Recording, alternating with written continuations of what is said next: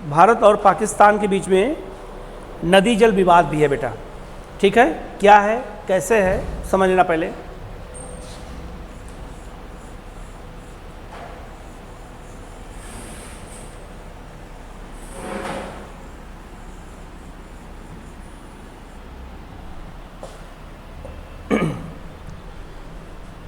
कुछ नदियां हैं जो चाइना से निकलती हैं, इंडिया में बहते हुए कहाँ जाती हैं, पाकिस्तान।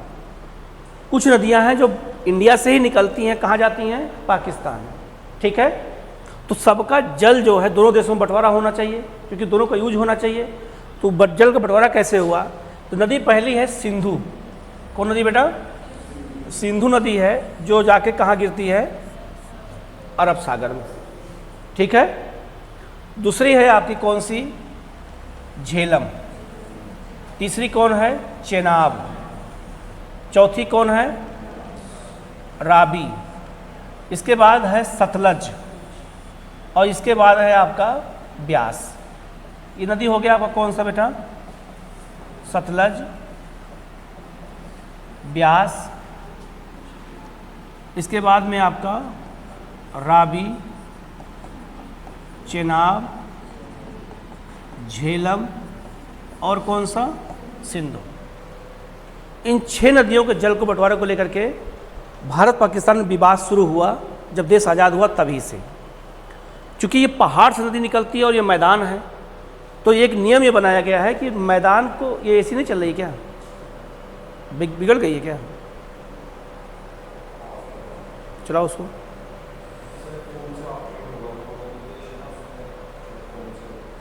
फ़ोन से किया है क्या उसने, फ़ोन करो उसको जरा एक बार, है किसी का नंबर। वो क्यों इसका मास्टरमाइंड बन गया है, बढ़िया कि हम लोग। तो उसमें ये नियम है कि जो नदियाँ कहीं बहेंगी, अगर कृषि क्षेत्र ज़्यादा है, चाहे वो जिस देश के पास होगा, पानी उसी को ज़्यादा मिलेगा। तो कृषि क्षेत्र ज़्यादा किसके पास है, यहाँ पाकिस्तान, क्योंकि हमारा नदी जहाँ से निकलती है वो पर्वतीय क्षेत्र है। तो इसीलिए विश्व बैंक के निर्देशानुसार 1960 में एक समझौता हुआ, उसका नाम था सिंधु जल समझौता। उसके तहत इन 3 नदियों का पानी जो है 80% पानी कौन यूज करेगा, पाकिस्तान, और 20% कौन यूज करेगा, इंडिया। बात समझ आया। लेकिन ये जो 3 नदियां हैं कौन सी बेटा, राबी, ब्यास और सतलज, इनका जो है 20% पानी कौन यूज करेगा, पाकिस्तान, और 80% पानी कौन यूज करेगा बेटा, इंडिया। तो 3 नदियों का पानी अधिक 80% यूज इंडिया करेगा, और इन 3 नदियों का पानी 80% यूज कौन करेगा, पाकिस्तान। ये समझौता किसके साथ हुआ है, भारत पाकिस्तान, उसका नाम है सिंधु जल समझौता। लिखना जरा,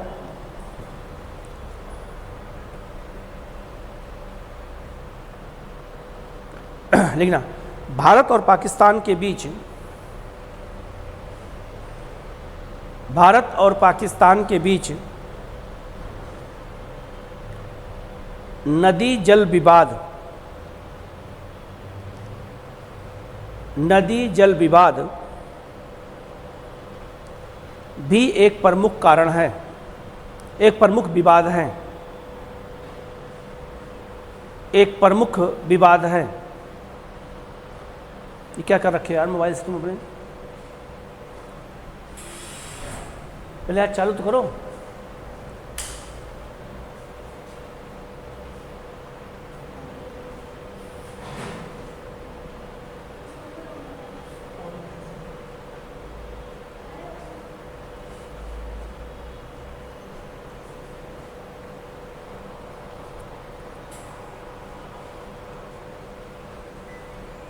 नहीं चला, क्या लिखा, विवाद है। यह विवाद जल के बंटवारे को लेकर है, यह विवाद जल के बंटवारे को लेकर है,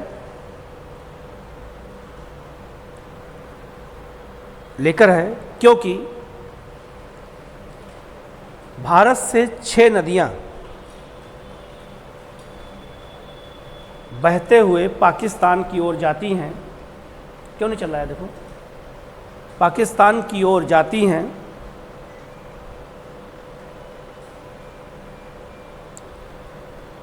अतः दोनों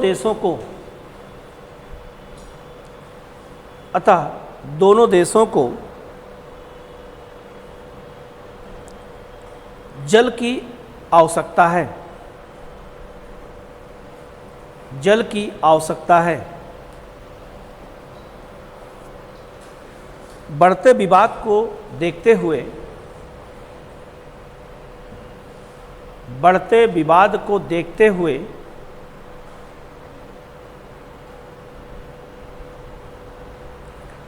विश्व बैंक के निर्देशानुसार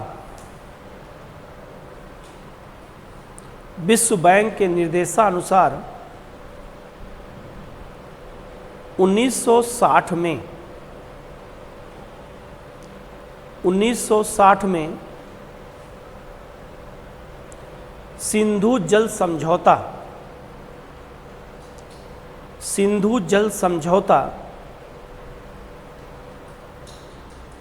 भारत और पाकिस्तान के बीच हुआ। सिंधु जल समझौता भारत और पाकिस्तान के बीच हुआ। भारत और पाकिस्तान के बीच हुआ। ठीक है, ये मैं बनाना पहले। अब देखना बेटा, सिंधु जल समझौता हुआ था जो, वहाँ लिख दे, ऊपर लिख देना, डालो हेडिंग वहाँ बीच में, सिंधु जल समझौता कब हुआ था बेटा? 1960। ठीक है, रखना बेटा, इस समझौते से भारत अलग भी हो सकता है। बात समझ में आया? अलग भी हो सकता है। ठीक है, दो भागों में बांट देना है इसको। एक तरफ यहां लिख देना पश्चिमी नदियां,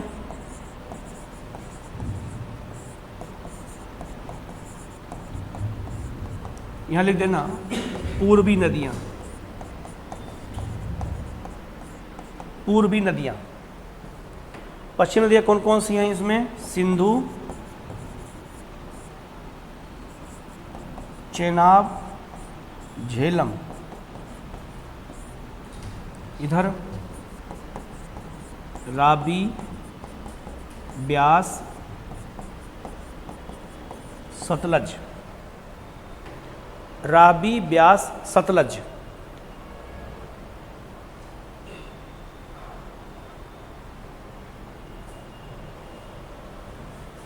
राबी, ब्यास, सतलज। इसके नीचे लिखना बेटा, इसके नीचे लिखना, इन तीन नदियों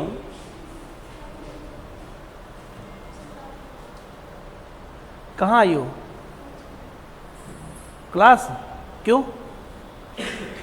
बैठो, क्लास ही आई हो, कहीं और जाना था, यहाँ चली आई? चलो कोई नहीं, बढ़िया क्या बेटा हम लोग। इसी नीचे लिखना, इन तीन नदियों के 80% जल का उपयोग पाकिस्तान करेगा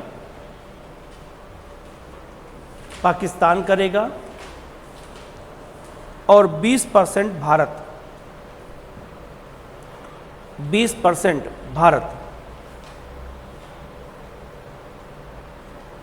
भारत। ठीक, इधर लिखना, इधर इन तीन नदियों के जल का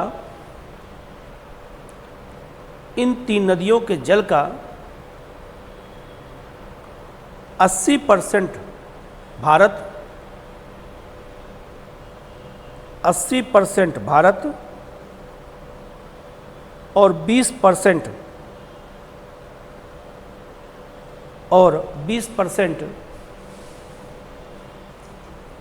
पाकिस्तान करेगा।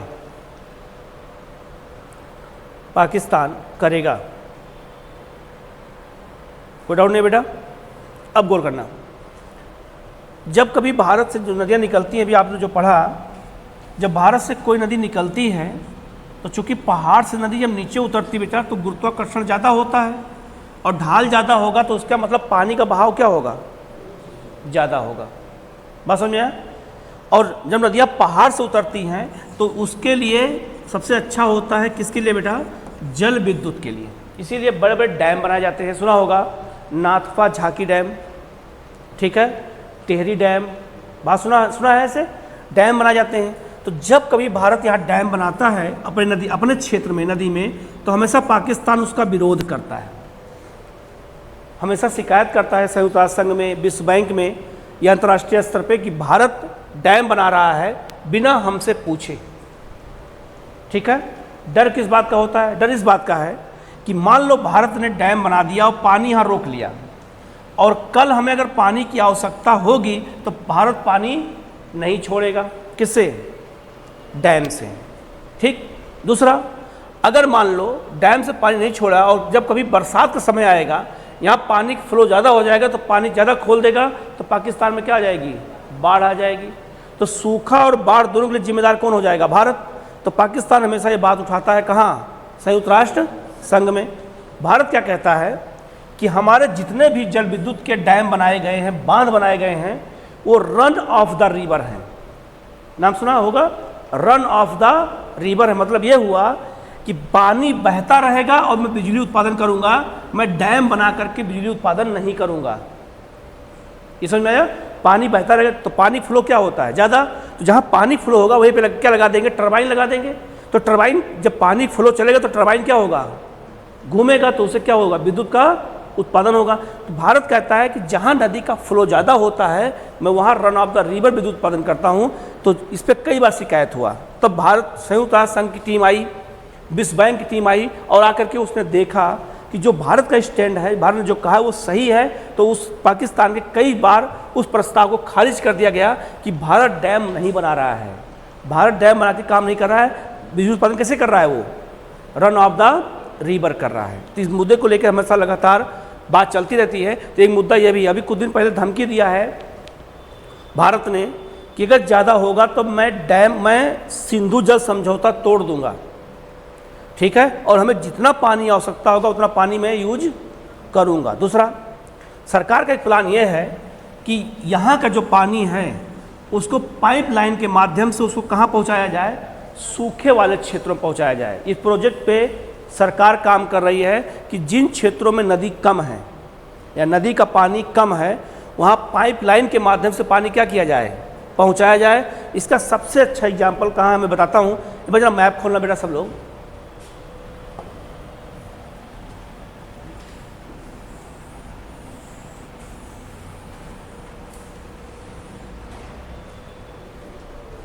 पेज नंबर बेटा खोलना, गुजरात का मैप खोलना, गुजरात का।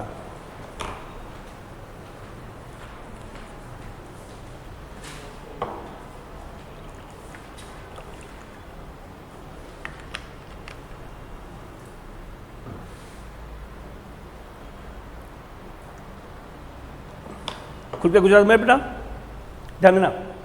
यह है खंभात की खाड़ी, लिखा है वहाँ, यह है खंभात की खाड़ी। मिला? Page number 19।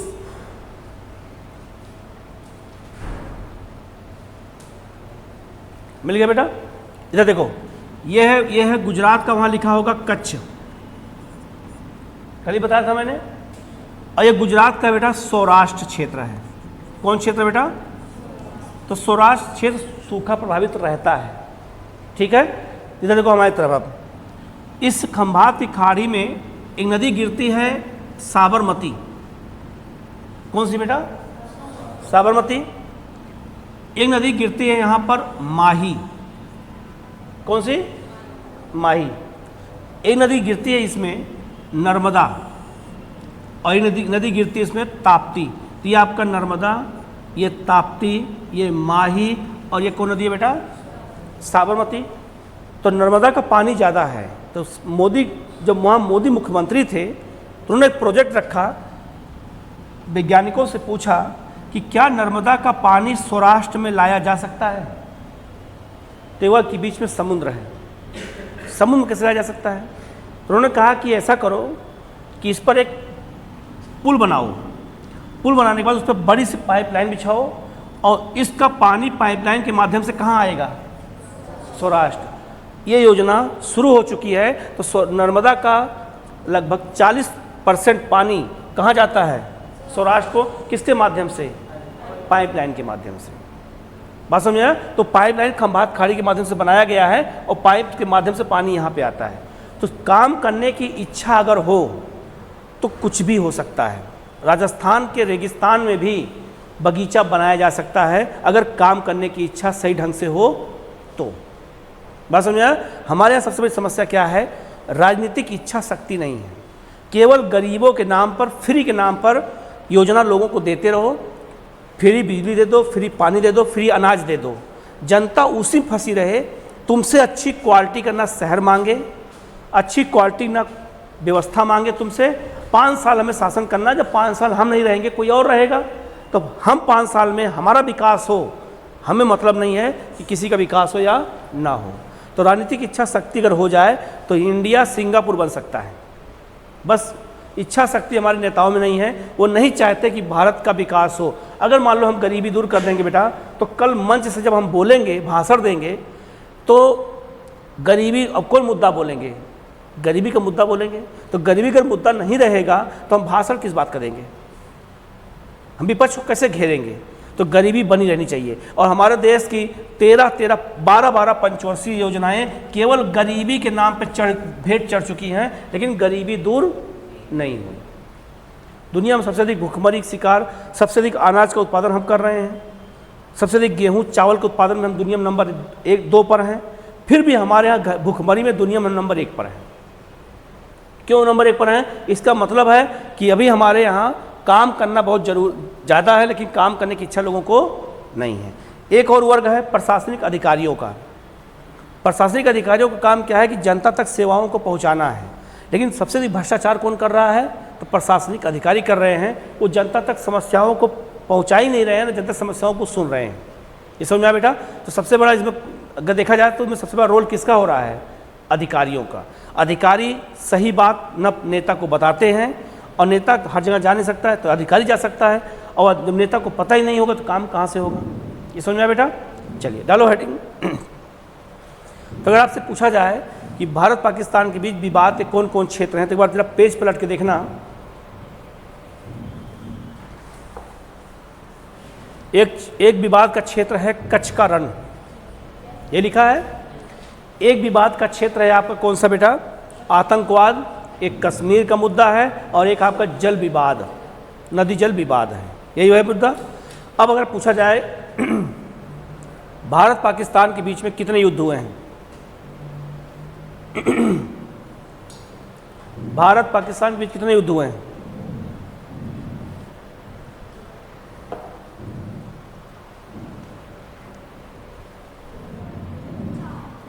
चार युद्ध हुए हैं। कब कब?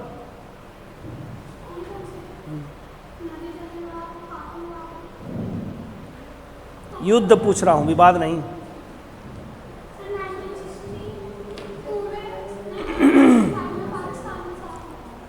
'65 में। और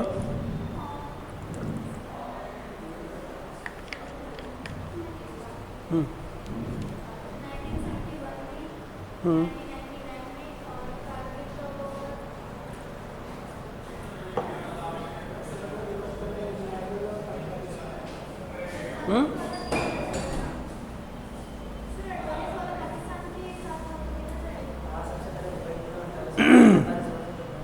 48। हाँ हुआ तो, युद्ध तो हुआ था ना। भारतीय सेना शामिल हुई थी ना। तो पहला युद्ध कब हुआ था? 1948, दूसरा 1965, तीसरा 1971, चौथा 1999। 4 युद्ध हो चुका है। लिखना डालो हेडिंग भारत पाक युद्ध।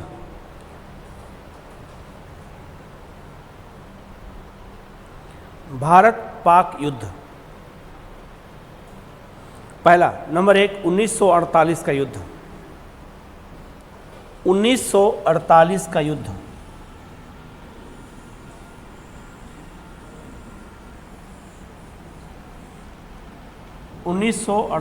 का युद्ध।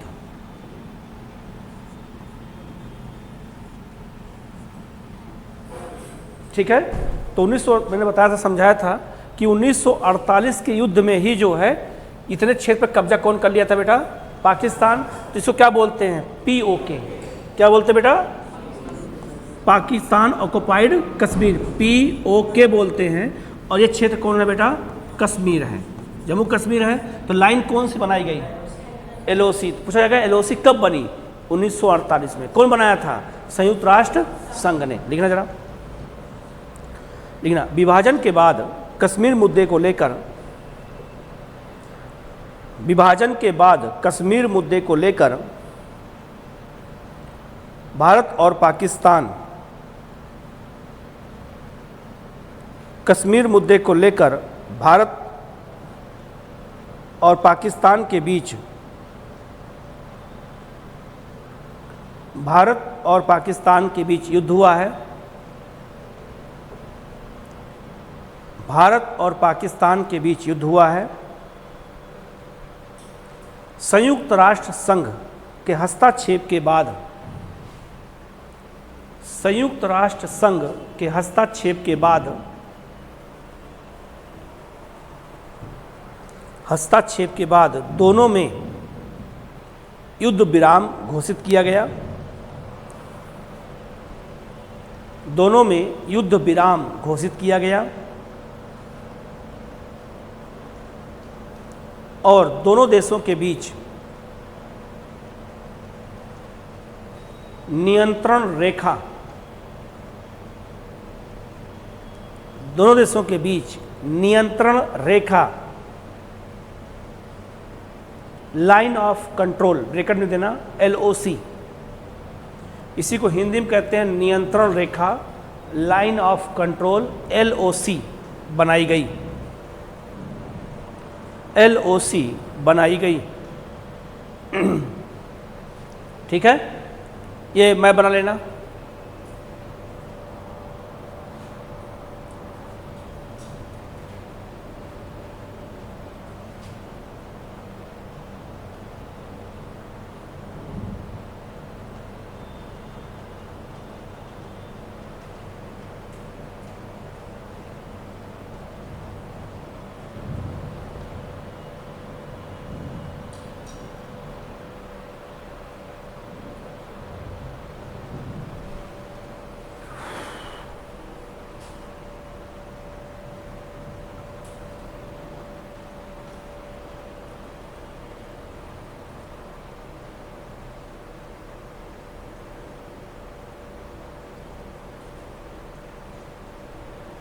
ओके बेटा, चलिए नंबर 2, 1965 का युद्ध।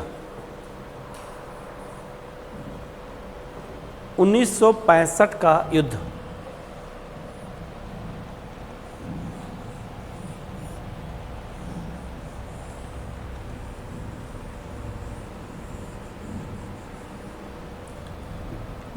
में युद्ध में प्रधानमंत्री कौन था भारत का?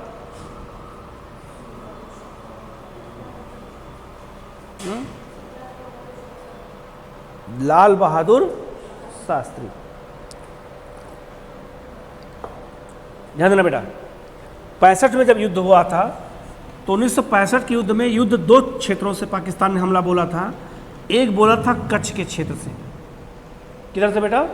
कच्छ, क्योंकि वो चाहता था कच्छ पे हमला कर, युद्ध मतलब कि हमला, वो आक्रमण करके जीत ले। पहले उसने कच्छ पर हमला किया और फिर कहाँ हमला किया? कश्मीर में। 2 तरफ हमला किया था, 2 युद्ध हुआ, मतलब 2 सेक्टर पे हमला हुआ था, एक कच्छ पर और एक कहाँ बेटा? कश्मीर में। इस युद्ध में जवानों ने, भारत के जवान बहुत बढ़ चढ़ के हिस्सा लिए। उसमें प्रधानमंत्री कौन थे? लाल बहादुर शास्त्री। एक तरफ जवान लड़ रहे थे और एक तरफ हमारे यहाँ उस समय सूखा पड़ा हुआ था, तो सूखा के कारण देश के आंतरिक भागों में किसान किससे लड़ रहे थे? सूखे से। बात समझ में आया? तो इसीलिए दोनों मोर्चे पे युद्ध, दोनों मोर्चे उसने कहा युद्ध चल रहा है। एक तरफ सूखे से युद्ध कौन कर रहा है? किसान। और बॉर्डर में युद्ध कौन कर रहा है? जवान। तो उन्होंने नारा क्या दिया था? जय जवान जय किसान। किसने? लाल बहादुर शास्त्री। क्योंकि दोनों लोगों ने काम अपना अपना काम कर रहे थे, तो जितना काम ये कर उतना काम ये भी कर रहे थे। अगर ये अन्न नहीं उपजाएंगे तो ये खाएंगे क्या? बस समझा? और देखा होगा कि हमारे यहाँ 1965 के युद्ध के बाद ही जो है 67 में ही हरित क्रांति लाना पड़ा हमें। तो हरित क्रांति क्यों लाना पड़ा हमें? क्योंकि ज़रूरत थी, हमारे पास अनाज का उत्पादन जीरो था, मतलब कुछ होता ही नहीं था। इसीलिए उन्होंने क्या नाम दिया था, जय जवान और जय किसान का। इस युद्ध में हुआ क्या कि भारत ने आक्रमण करके और लाहौर पर कब्जा कर लिया। किस पे कब्जा किया? लाहौर पे। जब स्थिति और बिगड़ने लगी तो रूस ने दोनों देशों को समझाया, तो रूस आकर के भारत पाकिस्तान के बीच में समझौता कराया। कहाँ पर? ताशकंद में। कहाँ कराया बेटा? ताशकंद में। तो ताशकंद समझौता के तहत भारत ने लाहौर वापस कर दिया पाकिस्तान को, और यह हुआ कि भविष्य में अब कभी हस्तक्षेप नहीं होगा। लिखना जरा, लिखना 1965 का युद्ध। लिखना कश्मीर मसले को लेकर पाकिस्तान, कश्मीर मसले को लेकर पाकिस्तान ने 1965 में गुजरात के कच्छ, हाँ अभी गिरा है थोड़ी देर पहले, गुजरात के कच्छ, देख लीजिए जाके, गुजरात के कच्छ और जम्मू कश्मीर, गुजरात के कच्छ और जम्मू कश्मीर दोनों तरफ से हमला किया।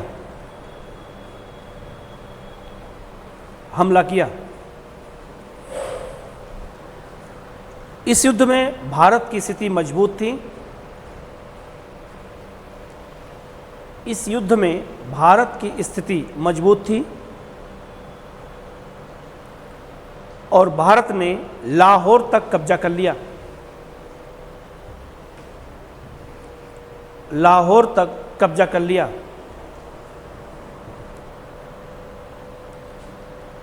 लेकिन रूस और संयुक्त राष्ट्र संघ के हस्तक्षेप के बाद, रूस और संयुक्त राष्ट्र संघ के हस्तक्षेप के बाद यह युद्ध समाप्त हुआ और 1966 में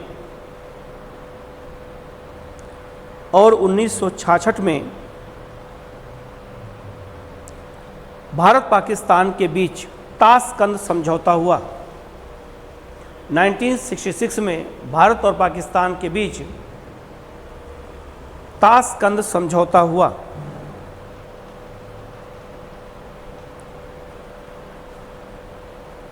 इस समझौते पर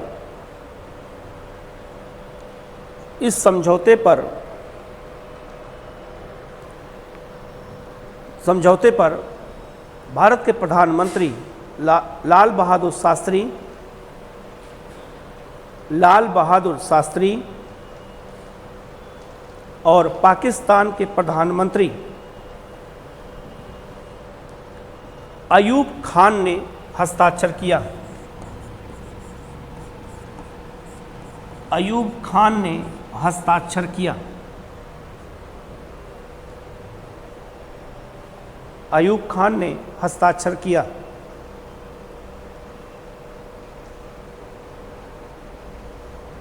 याद रहेगा?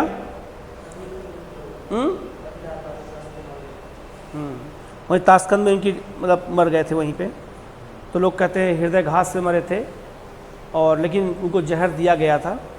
मूवी देखा नहीं देखा आप लोगों ने? ताशकंद फाइल देखा ना? अब लिखो वहाँ पर ताशकंद समझौते के प्रावधान।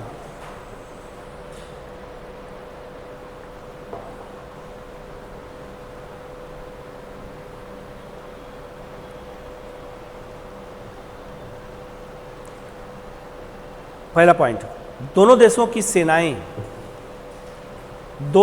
की सेनाएं अपने अपने क्षेत्र में वापस होंगी। दोनों देशों की सीमाएं अपने अपने क्षेत्र में वापस होंगी।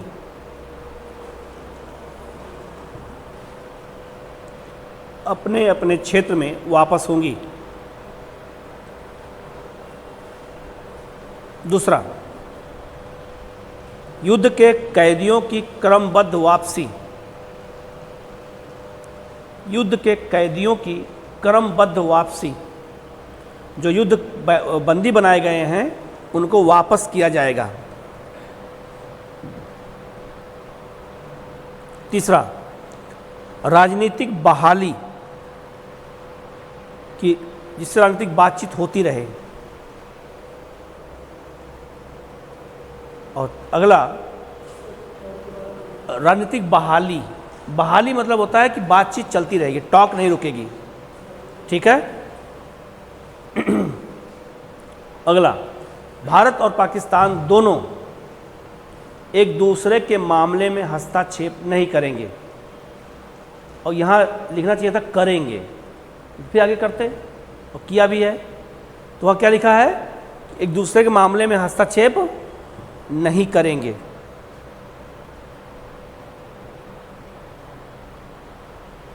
हस्तक्षेप नहीं करेंगे, लिख दिया बेटा। अब गौर करना, आयूब खान का कद बहुत बड़ा था, लंबाई उनकी क्या थी? बहुत ज़्यादा थी। और लाल बहादुर का कद क्या था? छोटा था। तो जब पाकिस्तान के प्रधानमंत्री ताशकंद जा रहे थे तो वहाँ की मीडिया ने उनसे पूछा कि आप समझौता कैसे करेंगे? आप और लाल बहादुर शास्त्री का कद बहुत छोटा है, समझौता करने में अच्छा नहीं लगेगा। तो उन्होंने कहा कि समझौता करने में अच्छा नहीं लगेगा, लेकिन फिर भी मैं इंडिया के प्रधानमंत्री से हमेशा क्या रहूँगा? ऊंचा रहूँगा। उनकी बात को पूछा गया यहाँ पर लाल बहादुर शास्त्री से कि उन्होंने इस बात को, वहाँ के पाकिस्तान के प्रधानमंत्री ने ये बात कही है, इस पर आपकी क्या प्रतिक्रिया है? एयरपोर्ट पे वो थे, वो समय जा रहे थे ताशकंद। तो उन्होंने कहा कि जब मैं समझौता करूँगा तो हमारी नज़र ऊपर रहेगी और आयूब खान नज़र कहाँ रहेगी?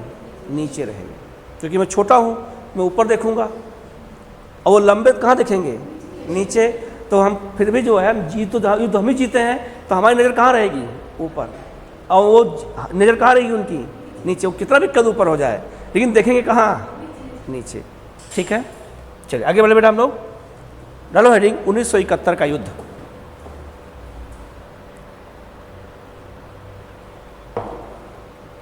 (1971) का युद्ध, इसको मैं समझाता हूँ फिर लिखवाता हूँ।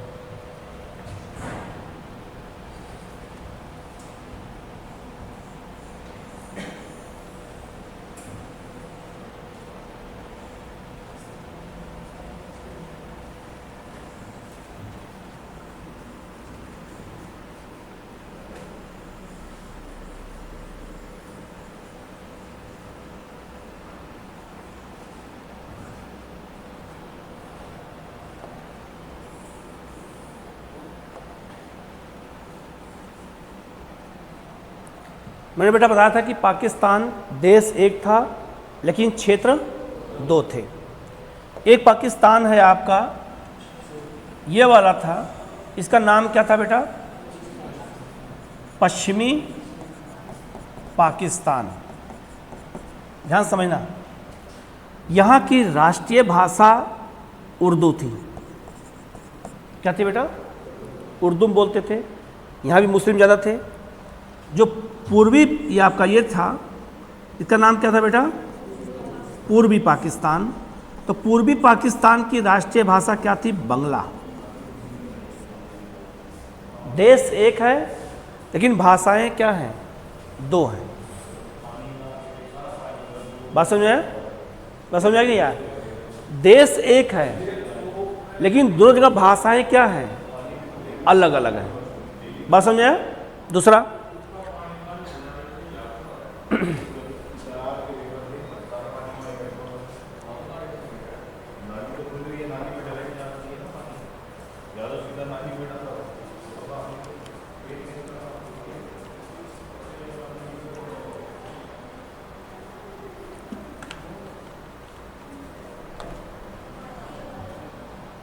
क्या हुआ? हाँ बाल्टी लगा दो बेटा।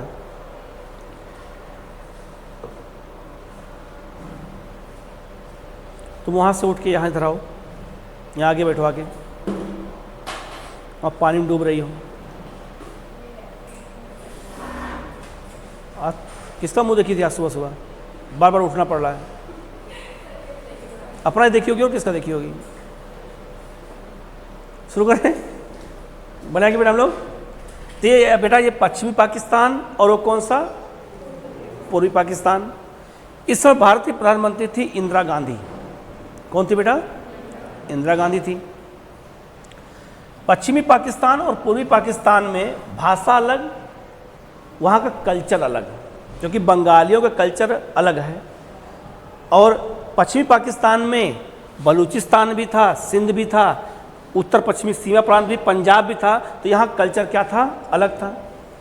राजनीतिक स्तर पे चुनाव जब होता था पाकिस्तान में, तो दोनों जगह होता था, लेकिन हमेशा प्रधानमंत्री कहाँ के बनते थे? पश्चिमी पाकिस्तान में। ये लोग पूर्वी पाकिस्तान को बिल्कुल निगलेक्ट करके चलते थे।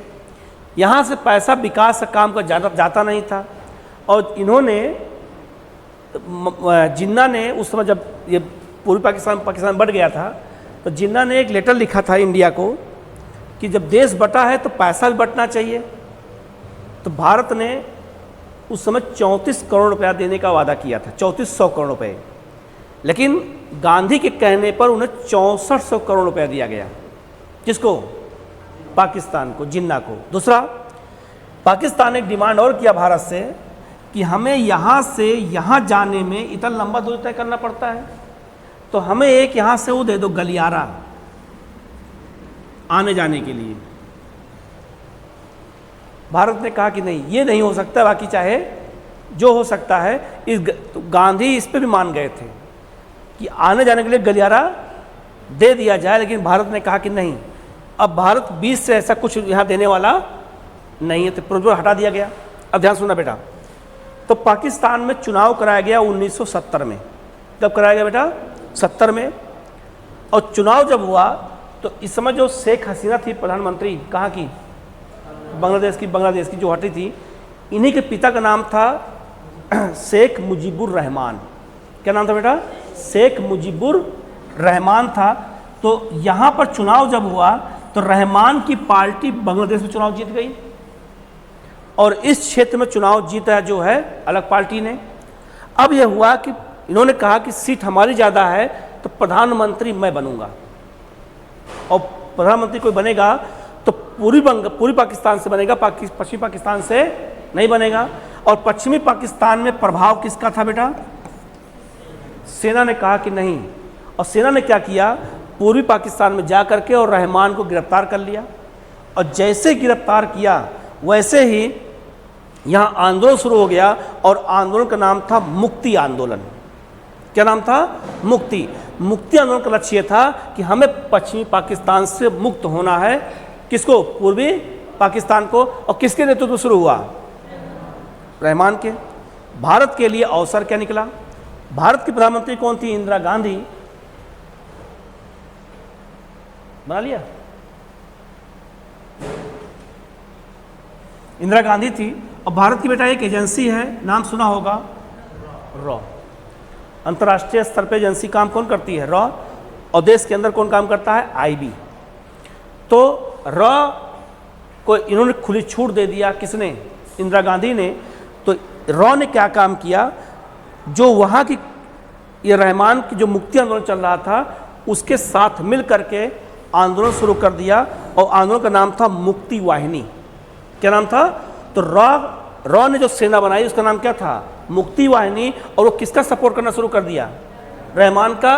और यहाँ भारत को डर इस बात का था कि घुसपैठ हो सकता है भारत में, तो इसीलिए रॉ ने घुसपैठ रोकने के लिए काम किया, और साथ में मदद किसकी किया? रहमान की। और बांग्लादेश यहीं पर पाकिस्तान से अलग हो गया। पूर्वी पाकिस्तान एक नया देश बन गया। कौन सा? बांग्लादेश। तो बांग्लादेश का निर्माण कब हुआ? 1971 में हुआ। बात समझे? ये कारण था दोनों देश। तो बांग्लादेश के बनने के पीछे यही कारण था, जो है खास करके क्योंकि पश्चिमी पाकिस्तान ने इनको हमेशा क्या रखा? निगलेक्ट रखा। और इंदिरा गांधी की बस इसमें भूमिका ये थी कि रॉ की मदद से हमने क्या किया किसको बना दिया, कौन सा देश, लिखना। 1970 में पाकिस्तान में आम चुनाव हुए।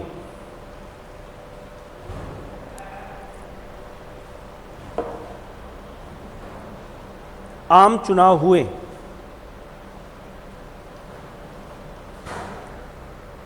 पश्चिमी पाकिस्तान में पश्चिमी पाकिस्तान में जुल्फिकार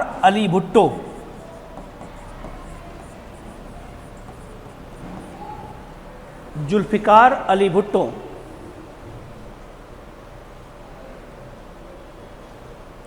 की पार्टी चुनाव जीती।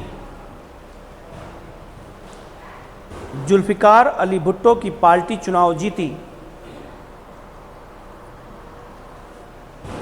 जबकि पूर्वी पाकिस्तान में शेख मुजीबुर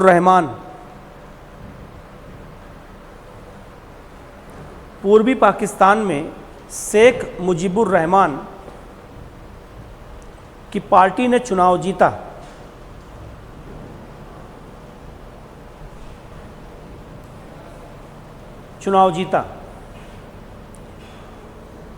पश्चिमी पाकिस्तान का राजनीतिक अधिकार अधिक होने के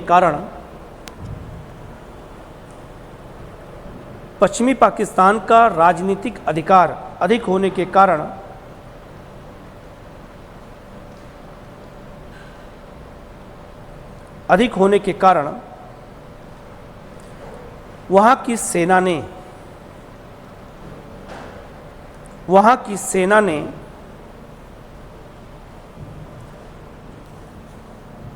रहमान को गिरफ्तार कर लिया।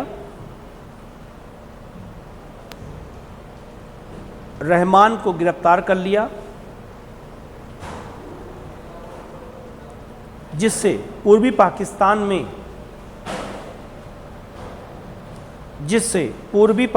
में पश्चिमी पाकिस्तान से अलग होने के लिए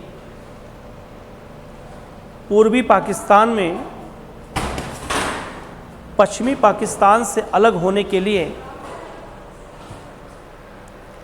मुक्ति आंदोलन प्रारंभ हो गया।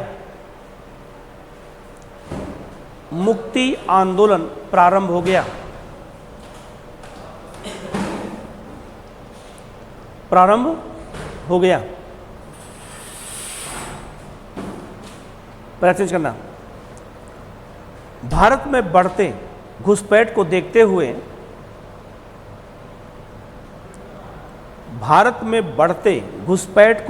हुए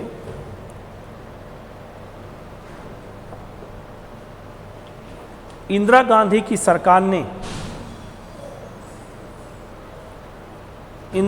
की सरकार ने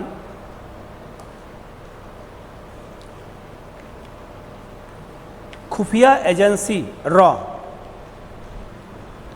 का सहयोग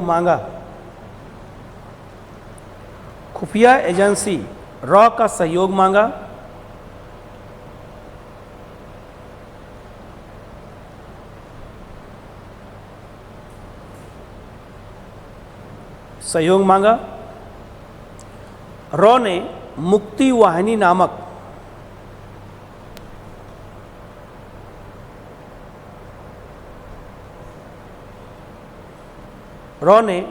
वाहिनी नामक सैन्य संगठन की स्थापना की।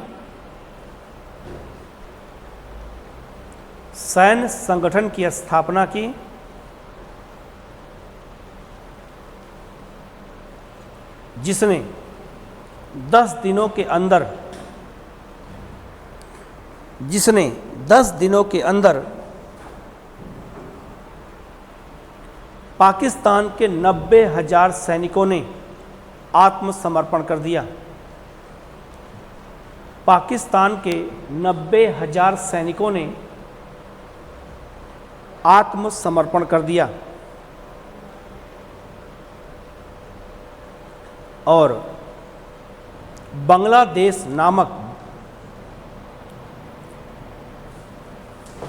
बांग्लादेश नामक नया देश, बांग्लादेश नामक नया देश विश्व के मानचित्र पर आ गया। बांग्लादेश नामक नया देश विश्व के मानचित्र पर आ गया, मानचित्र पर आ गया।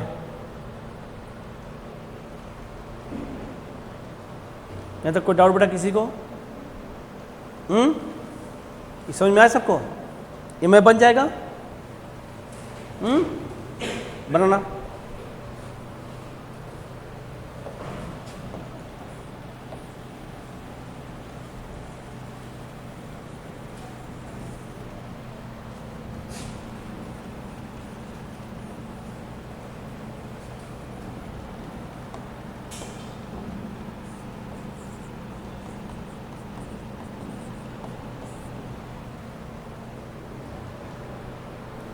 लेकिन याद रखना बेटा, अभी विश्व स्तर पे जाओगे कभी, मान लो तुम गए यूरोप चले गए, ऑस्ट्रेलिया चले गए, कोई तो पाकिस्तानी मिलेगा ना, तो उसके अंदर इतना द्वेष इंडिया के प्रति नहीं रहेगा। लेकिन बांग्लादेश अगर मिल जाएगा, उसके अंदर इतना जहर रहेगा भारतीयों के लिए, क्या बताएं। पता नहीं किस बात का उसको उनको डर है, वो है। जबकि जानते हैं एक सुई की नोक से लेकर दवा, हर चीज़ इनको सप्लाई कौन करता है? भारत करता है।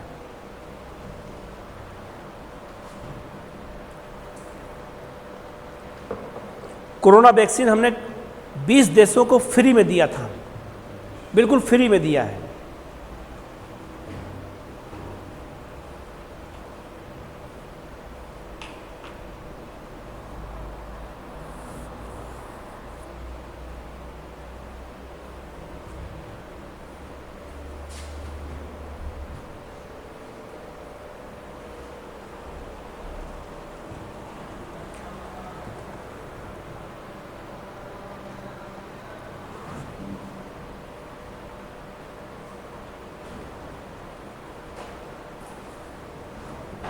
हो गया?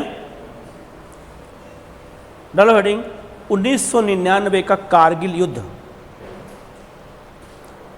1999 का कारगिल युद्ध।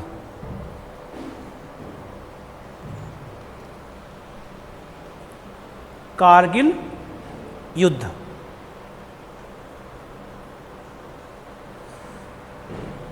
शुरू करें? पक्का? चलिए, ये बन गया बेटा सबका?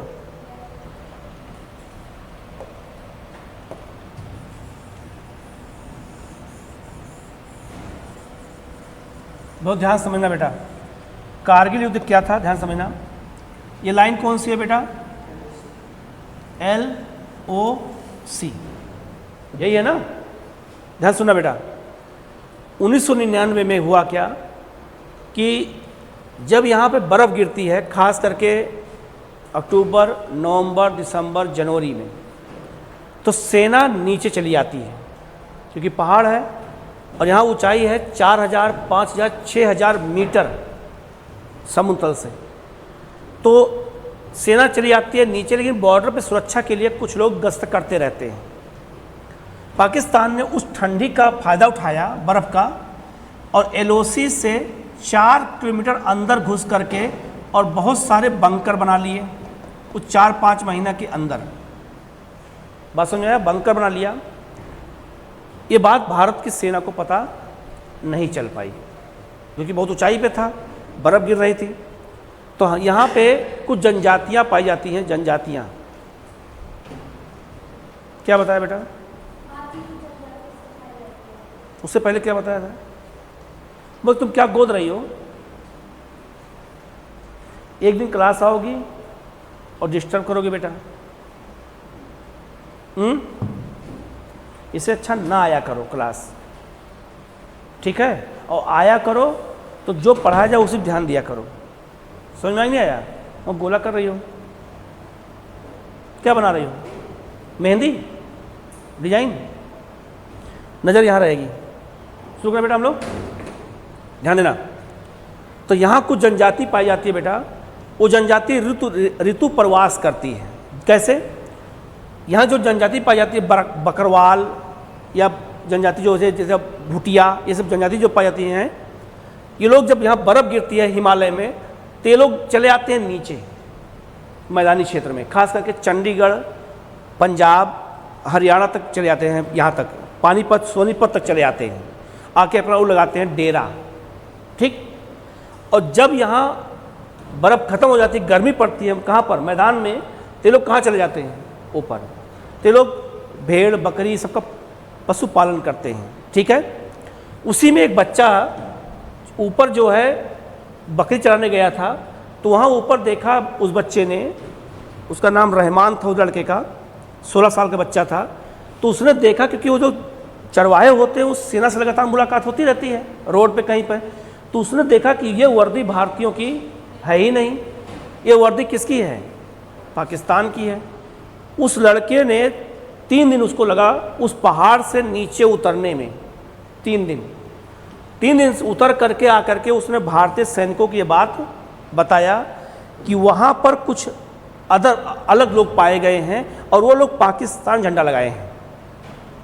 इस बात का वेरीफाई करने के लिए सेना में भी खुफिया एजेंसी होती है। उन खुफिया एजेंसियों को जब भेजा गया तो देखा गया कि ये जो है बंकर लगभग 4 किलोमीटर क्या हो गया है, आगे बन गया है। तब इन लोगों ने इस तरह से क्या हो गया, पाकिस्तान का घुसपैठ था। ठीक है। तब इसमें जो है सेना ने इसमें आक्रमण किया और आक्रमण करके जो है इसको जो है इनको यहाँ से पीछे किया। एलओसी क्या किया बेटा, पीछे किया। तो इसीलिए जो कारगिल युद्ध है, याद रखना, जो कारगिल युद्ध है इसको युद्ध माना ही नहीं जाता है। इसको क्या मानते हैं, घुसपैठ आए थे, उन घुसपैठियों को भगाया गया। अब एक चीज़ यहाँ समझना होगा कि युद्ध किसे कहते हैं। तो भारत में युद्ध की घोषणा करने का अधिकार किसको है, भारत के राष्ट्रपति को, क्योंकि राष्ट्रपति तीनों सेनाओं का अध्यक्ष है। बात सुनिए। और युद्ध उसी को कहते हैं, एक बार नोट कर लेना, जिसमें तीनों सेनाएं शामिल होंगी, तीनों सेनाएं शामिल होंगी, उसी को युद्ध की घोषित किया जाता है, नहीं तो युद्ध उसे घोषित नहीं किया जाता है। कहीं नोट कर लेना, युद्ध उसे घोषित किया जाता है जब तीनों सेनाएं शामिल होंगी तब। इस युद्ध में थल सेना और वायु सेना शामिल थी, लेकिन जल सेना शामिल नहीं थी, इसी से युद्ध की संज्ञा नहीं दी गई। नोट कर लेना कहीं चीज़ को। युद्ध किसे कहते हैं लिख लेना। भारत में युद्ध की घोषणा राष्ट्रपति करता है और युद्ध उसे कहते हैं जब तीनों सेनाएं शामिल होती हैं, उसे युद्ध कहा जाता है।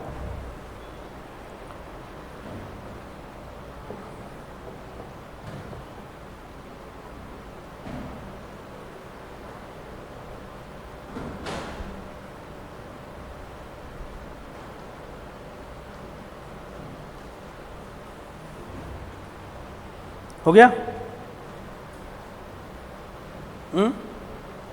हो गया? लिखना बेटा। अच्छा, एक चीज़ और मज़ेदार वाली बात क्या है, मज़े वाली बात कि पाकिस्तान कहता है कि कारगिल जैसी कोई घटना हुई नहीं थी। ठीक है, कारगिल जैसी कोई घटना, क्योंकि अंतर्राष्ट्रीय स्तर पर जवाब देना पड़ेगा ना कि तुम कैसे उसकी सीमा में किसी घुस करके तुम घुसपैठ कर रहे थे। अभी जो है 4-5 दिन पहले वहाँ के सेना प्रमुख ने कहा कि कारगिल में उन्होंने गलती से बोल दिया ये बात, पूरा सच्चाई लेकिन गलत प्लेटफॉर्म में बोल दिया। उन्होंने बोला कि हमारे 4000 जवान कारगिल में मारे गए थे। तो अंतर्राष्ट्रीय मीडिया ने पूछा कि आप तो कारगिल को युद्ध ही नहीं मानते हो, और आप कहते हो कारगिल जैसी कोई घटना अगर हुई नहीं थी तो 4000 लोग मरे कैसे। तो उसने कहा कि नहीं, वो 65 की बात कर रहा था, 99 की बात नहीं कर रहा था। तो उन्होंने अपनी बात को क्या किया, घुमा दिया। इसका मतलब ये हुआ कि तुम्हारे अंदर ये बात है, गुस्सा है, लेकिन जो है तुम प्रकट नहीं कर रहे हो। लिखना जरा, क्या लिखा डाला है बेटा, 1999 का कारगिल युद्ध लिखना। 1999 में पाकिस्तानी सेना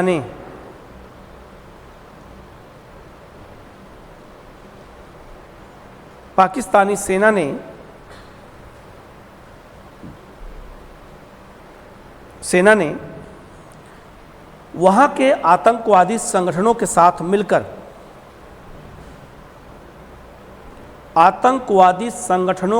मिलकर भारतीय सीमा के अंदर कारगिल को, भारतीय सीमा के अंदर एलओसी को पार कर, एलओसी को पार कर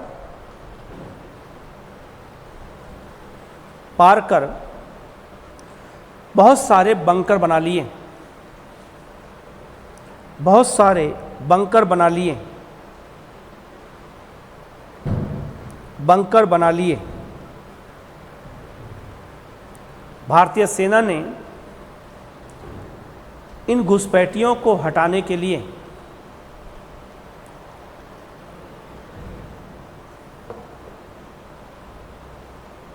युद्ध की घोषणा कर दी।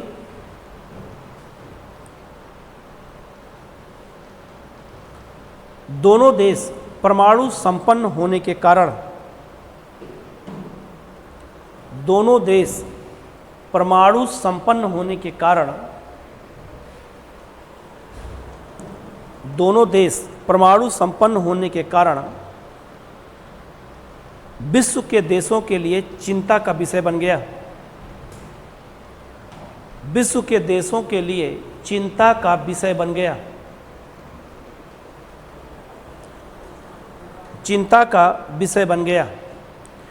अब याद रखना बेटा, अमेरिका, रसिया, ये सब देश चिंतित हो गए इस बात को लेकर कि पाकिस्तान के पास भी परमाणु बम है, वो किसके पास है? भारत के पास। कहीं इस युद्ध में छोड़ न दें एक दूसरे के ऊपर। बात समझ में आया? आगे, अतः भारत ने अपने सीमा क्षेत्र पर पुनः कब्जा कर लिया, पुनः कब्जा कर लिया, और इस युद्ध को भारत ने जीता। भारत ने जीता। लेकिन पाकिस्तान का कहना है, लेकिन पाकिस्तान का कहना है कारगिल जैसी कोई घटना हुई ही नहीं है, कारगिल जैसी कोई घटना हुई ही नहीं है, कोई घटना हुई ही नहीं है।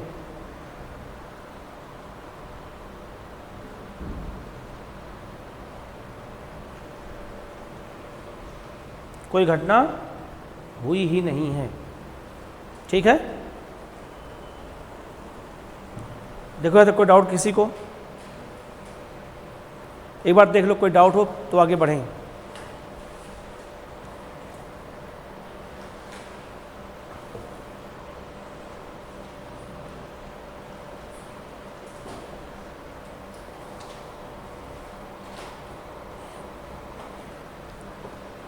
डालो हेडिंग, भारत चीन संबंध। भारत चीन संबंध।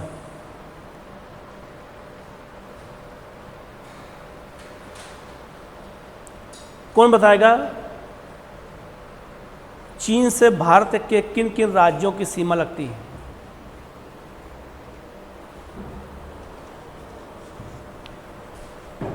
मैप देख के बताओ, मैप खोलो, देख के बताओ।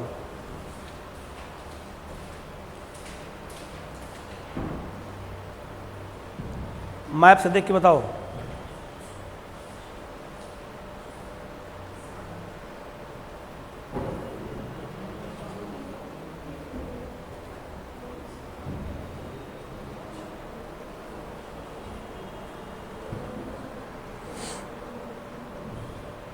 देख लिया? बताओ अब।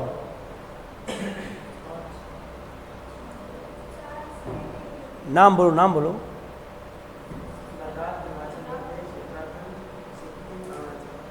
फिर से। लद्दाख।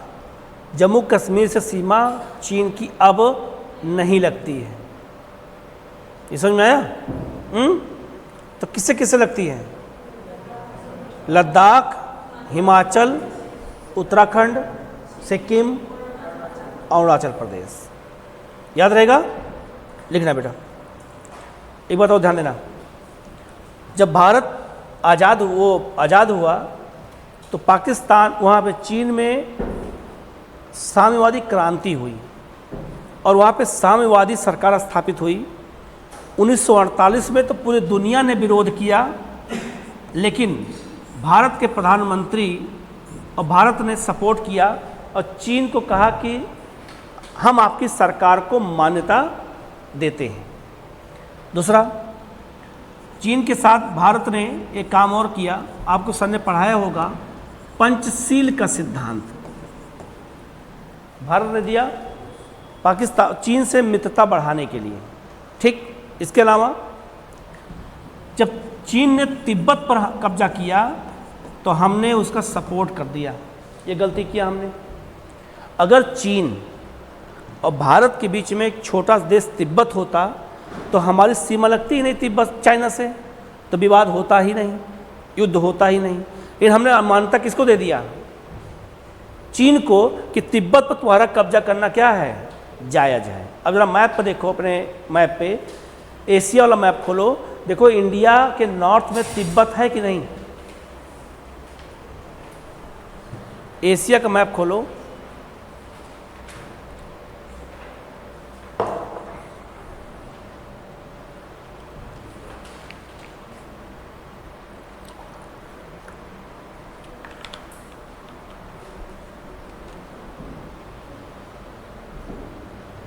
जहन दो, कष्ट मत दो, दे दो, कष्ट मत दो, एकदम दिमाग शांत रखो। मिला? तिब्बत मिला? तो तिब्बत कहाँ है? चाइना में है। तो अगर वो देश होता बेटा तो हमारी सीमा चाइना से लगती ही नहीं। तो गलती हमसे क्या हुई कि हमने तिब्बत को मान्यता दे दी कि चीन का हिस्सा ये है। फिर क्या हुआ? संयुक्त राष्ट्र संघ में 5 अस्थायी सदस्य होते हैं और 10 कितने होते हैं? अस्थायी। तो 5 अस्थायी सदस्य जो थे, इसमें एक सीट भारत के लिए भी आई थी कि भारत संयुक्त राष्ट्र संघ का अस्थायी सदस्य बनेगा। तो इन्होंने क्या किया? थाली में सजाया और चीन को दे दिया कि तुम जाओ पहले, मैं बाद में आऊँगा, तुम पहले चले जाओ और मैं बाद में आऊँगा। तो हमने अपनी सीट किसको दिया? चीन को दिया। और नारा क्या दिया? हिंदी चीनी भाई भाई। उसमें नारा बहुत चला था, हिंदी चीनी भाई भाई। तो संयुक्त राष्ट्र संघ के अस्थायी सदस्य में हमें शामिल होना था, लेकिन शामिल किसको हुआ? चीन। हमने अपनी सीट दे दिया किसको? चीन को। इतना भाईचारा हमें अपना दिखाना था, नेहरू ने गलती यहाँ किया। फिर क्या हुआ? आज स्थिति क्या है? आज भारत इसमें शामिल होना चाहता है। इसमें नियम है कि जब तक 5 देश सहमत नहीं होंगे तब तक कोई देश की एंट्री हो ही नहीं सकती है। और 4 देश सहमत हो चुके हैं, केवल पाकिस्तान, चाइना सहमत नहीं है। बात समझ? आज इसी कारण हम संयुक्त राष्ट्र संघ में शामिल नहीं हो पा रहे। ये समझ में आया बेटा? और हमने ही सीट दिया किसको? लेकिन ये लोग, हमारे देश की खुफिया एजेंसी, हमारे देश की सेना, हमारे देश के जितने भी संस्थाएं थीं, वो इन चीज में नाकाम रही। और चीन ने 1962 में क्या किया? हम पे हमला कर दिया। एक तरफा हमला किया, बिना बताए हमला किया। हमला करके और हमारे बहुत बड़े क्षेत्र पर क्या कर लिया? कब्जा कर लिया। बात समझ में? कब्जा कर लिया और जो है एक तरफा युद्ध की घोषणा बंद कर दी। और इसीलिए आज भी हमारा देश चीन के साथ व्यापार तो करता है, लेकिन हमारा दुश्मन देश 2 है, एक चीन और एक कौन सा? पाकिस्तान। लिखना जरा। लेना, चीन भारत का एक पड़ोसी देश है।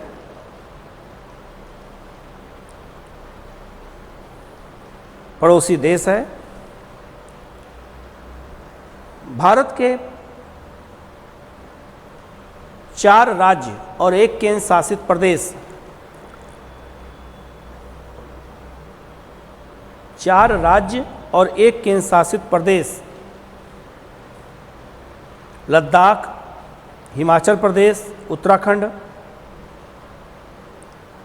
लद्दाख, हिमाचल प्रदेश, उत्तराखंड, सिक्किम और अरुणाचल प्रदेश की सीमा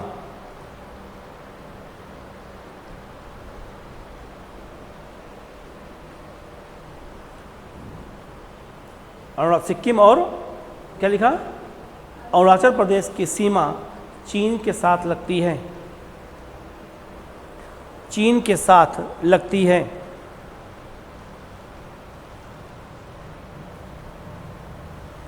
भारत 1950 में पीपुल रिपब्लिक ऑफ चाइना, 1950 में people Republic of China,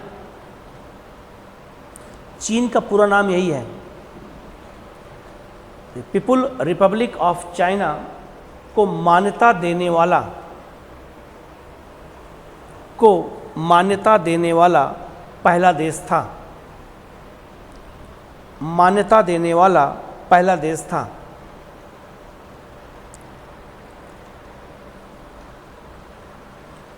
Nehru ने सुरक्षा परिषद में चीन को उचित स्थान दिलाने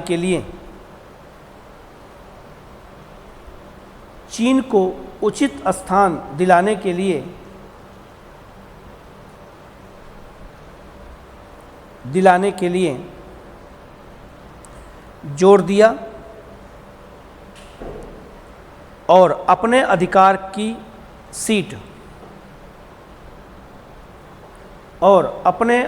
की सीट चीन को दे दी। चीन को दे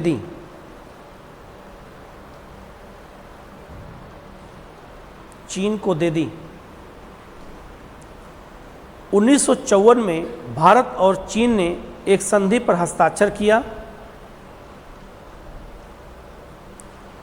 1954 में भारत और चीन ने एक संधि पर हस्ताक्षर किया।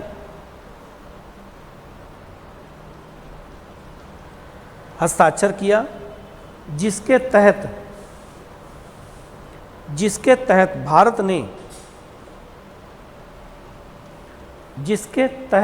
भारत ने तिब्बत पर चीन के अधिकार को स्वीकार कर लिया। तिब्बत पर चीन के अधिकार को स्वीकार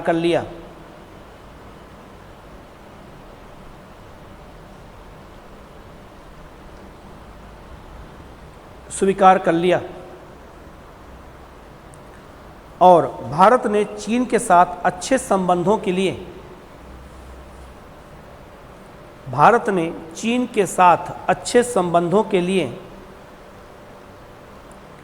पंचशील का सिद्धांत रखा।